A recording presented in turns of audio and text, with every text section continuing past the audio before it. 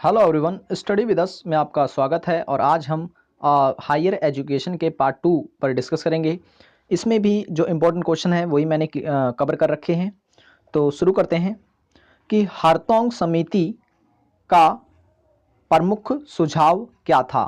4 option है, आपको पहले गैस करना है, फिर उसके बाद आंसर मैं बताऊंगा आपको। तो 4 ऑप्शन में से पहला कहता है कि स्कूल की संख्या में वृद्धि ना करना, स्कूल की गुणवत्ता में उन्नति करना, उपयुक्त दोनों या उपयुक्त में से कोई नहीं। तो जो हारतोंग समिति थी, इसका प्रमुख जो सुझाव है वो था उपयुक्त दोनों, यानी स्कूलों की संख्या में वृद्धि ना करना बल्कि स्कूलों की गुणवत्ता में उन्नति करना। तो ये हारतोंग जो समिति है उसका मुख्य सुझाव यही था। नेक्स्ट क्वेश्चन है, कौन से संविधान संशोधन के बाद शिक्षा केंद्र व राज्य की साझी जिम्मेदारी बन गई। तो यहाँ 4 संशोधन दिए गए हैं, 1975, संशोधन 1976, 1977 और 1978। तो आपको बताना है कि इसमें कौन सा आंसर जो है वो सही है। तो इस सवाल का जो आंसर है वो है आंसर नंबर बी 2, यानी संशोधन 1976। इसी संशोधन के तहत जो शिक्षा है वो केंद्र व राज्य के विषय में डाल दिया गया। पहले जो शिक्षा थी वो केंद्र सूची का विषय होती थी, लेकिन इस संशोधन के तहत उसे केंद्र व राज्य दोनों की सूची का विषय से बना दिया गया। सो आपको पता होगा कि जो शक्ति का वर्गीकरण है वो 3 वर्गों में किया गया है, संघ सूची, राज्य सूची और समवर्ती सूची। तो समवर्ती सूची जो होती है उसमें ऐसे विषय होते हैं जिस पर केंद्र व राज्य दोनों सरकार मिलकर कानून बनाते हैं। तो शिक्षा एक ऐसे विषय है जिस पर केंद्र और राज्य सरकार दोनों ही कानून बनाते हैं व उसमें बदलाव करते रहते हैं। नेक्स्ट है, शिक्षा के स्वरूप एवं गुणवत्ता के निर्धारण का दायित्व निम्नलिखित में से किसका है। केंद्र सरकार का, राज्य सरकार का, केंद्र व राज्य दोनों का या स्थानीय प्रशासन का। तो याद रखें, पहले जो था वो केंद्र सरकार का था, किंतु अब जो है वो है केंद्र व राज्य दोनों का ये जिम्मेदारी बन चुकी है कि वह शिक्षा की गुणवत्ता को सुधारें। नेक्स्ट क्वेश्चन है, सन 1978 में शिक्षा पद्धति में सुधार लाने हेतु एक आयोग गठित किया गया था। निम्नलिखित में से इस आयोग के अध्यक्ष कौन थे। 4 ऑप्शन है। पहला कहता है सरदार वल्लभ भाई पटेल, दूसरा कहता है टी कृष्णमाचारी, तीसरा ऑप्शन है आचार्य JB कृपलानी और चौथा ऑप्शन कहता है डॉक्टर राधाकृष्णन। तो इसका जो आंसर है वो है डॉक्टर राधाकृष्णन। नेक्स्ट क्वेश्चन है, कोठारी आयोग का गठन निम्नलिखित में से किस वर्ष किया गया था। 4 ऑप्शन है। पहला ऑप्शन कहता है सन 62 में, दूसरा 1963 में, तीसरा 1964 में या फिर 1965 में। तो आपको इसका आंसर बताना है। ये बहुत इंपॉर्टेंट क्वेश्चन है, पूछा भी गया है ये कई बार कि कोठारी आयोग का गठन किस वर्ष किया गया था। तो इसका जो आंसर है वो है आंसर 3, यानी 1964 में कोठारी आयोग का गठन किया गया था।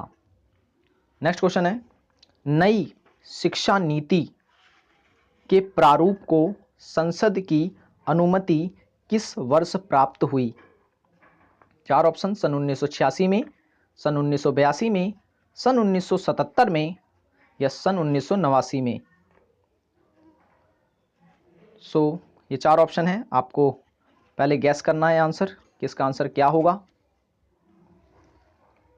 तो जो इसका आंसर है वो है आंसर ए, यानी 1986 में नई शिक्षा नीति के प्रारूप को संसद में अनुमति दी गई थी। नेक्स्ट क्वेश्चन है, प्राथमिक शिक्षा के लोक व्यापीकरण हेतु कौन सी नीति अपनाई गई थी। 4 ऑप्शन है। पहला शिक्षा के केंद्रीकरण की, शिक्षा के विकेंद्रीकरण की, सबको शिक्षा की या घर घर शिक्षा की? तो प्राथमिक शिक्षा के लिए जो नीति अपनाई गई थी वो थी विकेंद्रीकरण की नीति, शिक्षा के विकेंद्रीकरण की नीति, यानी हर तबके को शिक्षा प्रदान करना, तब चाहे वो गांव का बच्चा हो या फिर शहर का क्यों ना हो। तो शिक्षा के विकेंद्रीकरण की नीति। नेक्स्ट है स्वतंत्रता प्राप्ति के पश्चात, स्वतंत्रता प्राप्ति के पश्चात सर्वप्रथम किस समस्या पर ध्यान दिया गया था? तो यहाँ पर दिया गया है, 4 ऑप्शन है आपके पास। बेसिक शिक्षा पर, धार्मिक व्यवस्था पर, वर्ण व्यवस्था पर या उपयुक्त सभी पर? तो इसका जो आंसर है वो है बेसिक शिक्षा पर, यानी मूलभूत आधारभूत जो शिक्षाएं होती हैं उस पर बल दिया गया था। नेक्स्ट क्वेश्चन है स्वतंत्र भारत में शिक्षा का प्रमुख आधार क्या माना गया है? बेसिक शिक्षा, माध्यमिक शिक्षा, उच्च शिक्षा या धार्मिक शिक्षा? तो इसका आंसर है बेसिक शिक्षा को जो है वो शिक्षा का प्रमुख आधार माना गया है।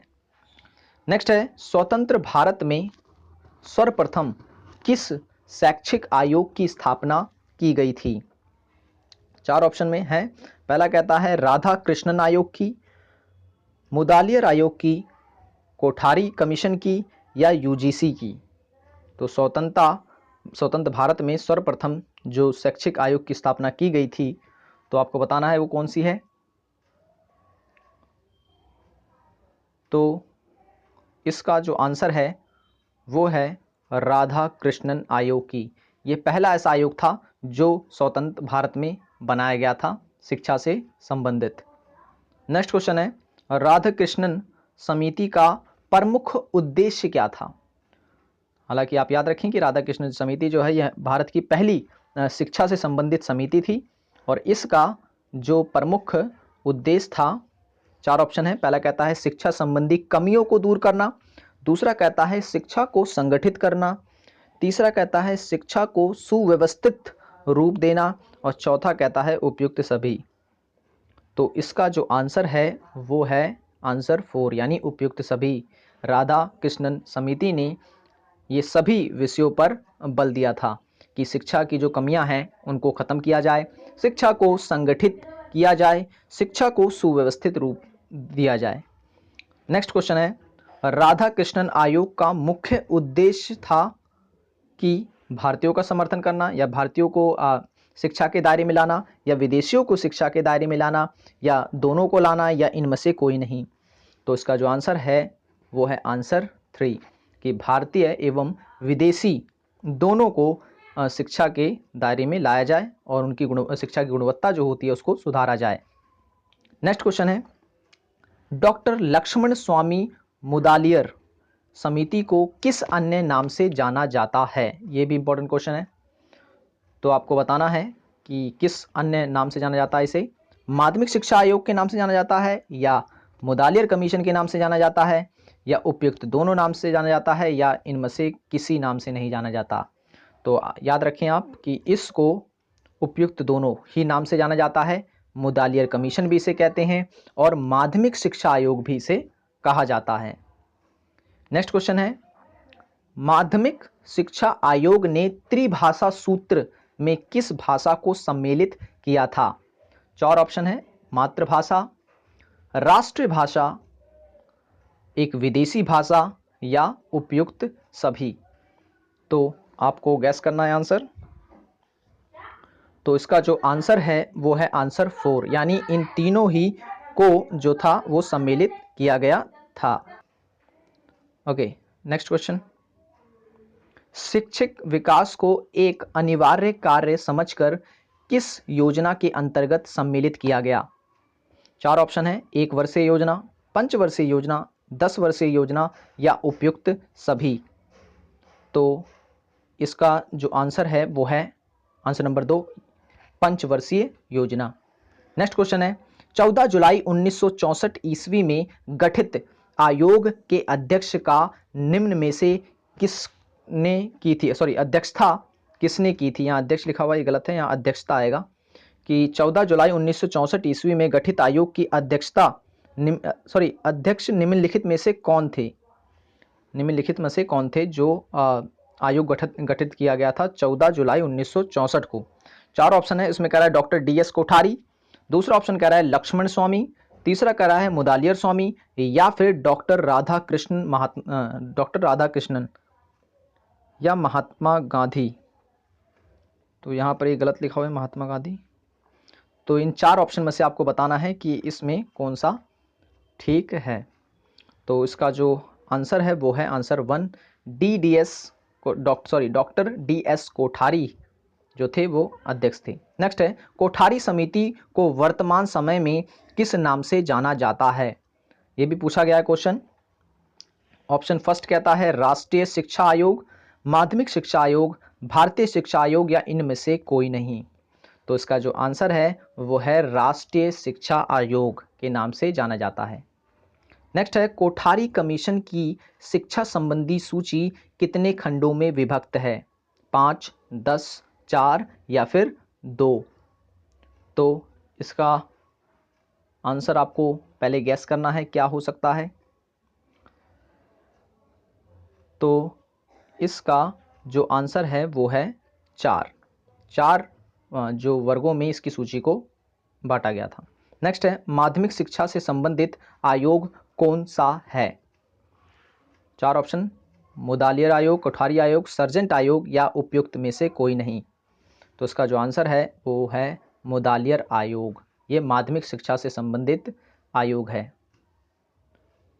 नेक्स्ट क्वेश्चन है और ये अंतिम क्वेश्चन है, 1813 के प्रथम चार्टर एक्ट के द्वारा कंपनी सरकार को क्या विशेष अधिकार दिए थे, कंपनी को सरकार ने क्या विशेष जो आदेश थे वो दिए थे। 4 ऑप्शन है, पहला कहता है सरकार में शिक्षा देना कंपनी का दायित्व है, दूसरा शिक्षा कार्य के लिए न्यूनतम 10 लाख कंपनी व्यय करेगी, शिक्षा प्रसार करने वाले सभी धर्म प्रचारकों को कंपनी समस्त सुविधाएं प्रदान करेगी, और चौथा कहता है उपयुक्त में से सभी। तो इसका जो आंसर है वो है आंसर 4 यानी उपयुक्त में से सभी। ये सभी जो आदेश हैं वो निकाले गए थे सरकार के द्वारा कंपनी को। सो ये तो था हमारा आज का वीडियो। और जो इसका पार्ट 3 है वो भी मैं अपलोड कर दूंगा, ये पार्ट 2 है। इससे पहले भी मैं हायर एजुकेशन पे एक वीडियो बना चुका हूँ, नहीं देखा तो आप देख लें।